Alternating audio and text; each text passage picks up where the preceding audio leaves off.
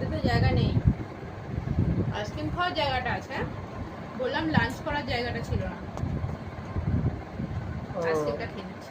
আইসক্রিমটা দেখো জেঠিমা দিয়েছে, কি সুন্দর আইসক্রিমটা দেখে। আবার খাবো না, কালকেও খাবো। ও তো ব্রেকফাস্ট করেই নি। আইসক্রিম তুই খেয়েছিস না তোকে আইসক্রিম খেয়েছে? দেখো না সারা গায়ে ভর্তি করেছে আইসক্রিমটা খেয়েছি। যেটু তোমার সকালবেলা বাজারে গিয়ে নিয়ে এসছে তোমাদের। দেখলেই বুঝে গেছে তোমরা আইসক্রিম খাও। এই আরেকটু গায়ে গায়ে সুমিতা কালকের কথাটা বলো সবাইকে একটু শোনো। সুমিতাকে কালকে আসলে পিসির বাড়িতে যখন দুপুরে লাঞ্চ টাঞ্চ করলাম, তারপরে সবাইকে আমাদেরকে আইসক্রিম দিয়েছে। আর শুভমিতার বক্তব্য হচ্ছে এখানে কি প্রত্যেক দিনই খাওয়া দাওয়ার পরে আইসক্রিমটা দেওয়া হয়? তাই তো সুমিতা এটাই পেয়েছিস তো? এই যে দেখো এই দেখো। খাওয়া হয়ে গেছে, তারপরে আবার আমাকে নিয়ে।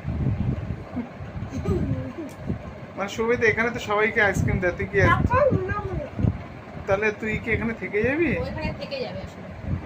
আইসক্রিম পাবি প্রতিদিন? দেখ চিন্তা, ও বাবা ওই দেখ। বাড়িতে তো আইসক্রিম খেতে দিই না, ওই জন্য। ঠিক আছে খাও।